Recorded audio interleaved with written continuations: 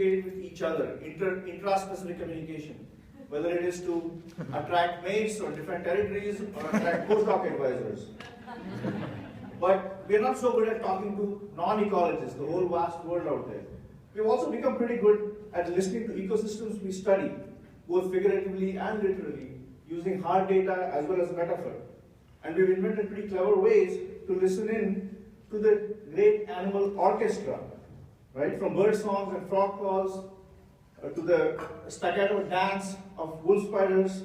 We figured out pretty clever ways to listen to animals, and we even can explain what they are twittering about to each other. Oddly though, ecologists have sort of been absorbed in studying a model of nature that often excludes humans. And this is strange because humans have actually historically been occupying and spreading across all habitats on the planet. So listening to people is not just about outreach, it can also inform our understanding of science and transform it. The Amanichi of Yosemite, before they were kicked out of Yosemite to create this national park that we cherish, actually used fire as a tool to manage their ecosystems. We kicked them out. The great John Muir said we have to stop fires, so we stop fires. Then what happens? We pay the bill, continue to pay the bill now.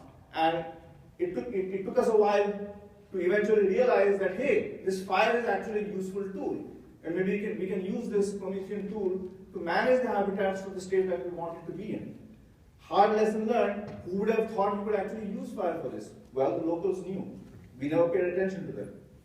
Right? On the other side of the planet, similar lesson played out in India at this world-famous national park, which is a wetland habitat for hundreds of thousands of birds, over 400 species.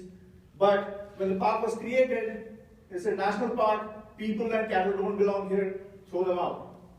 What happens after that? Well, it turns out the ecosystem that had they talked to locals and historians, they might have discovered that this whole wetland is artificially created. It was created as a marsh by a local king so that he could go and shoot the thousands of birds along with the British colonial officers and to impress them.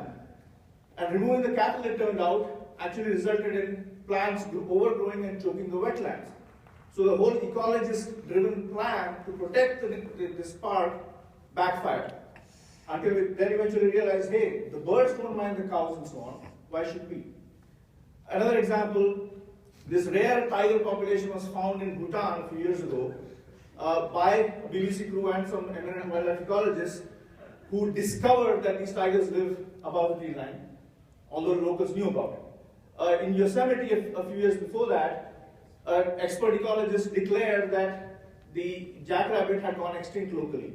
It turned out that the rumors of its demise were a little premature because locals, again, hunters and naturalists, had been seeing and photographing it.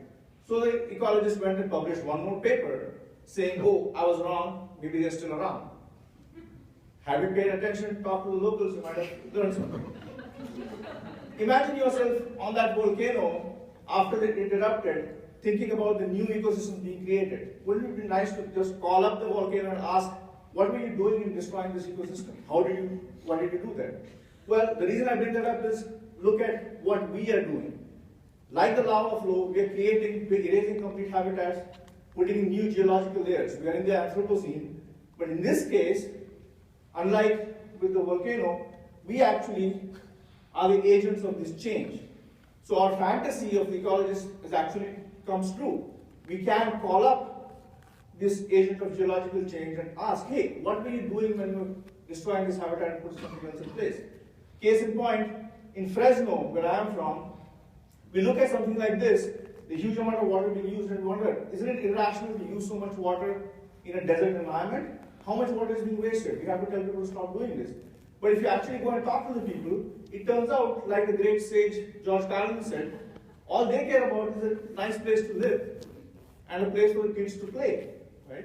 And if we listen to the people and listen to social scientists who can help us listen to the people, it turns out we understand that if we address what people want, we want to be able to transform their behavior even better. So the lesson is, from time to time, we need to shut up and listen. So I shut up now.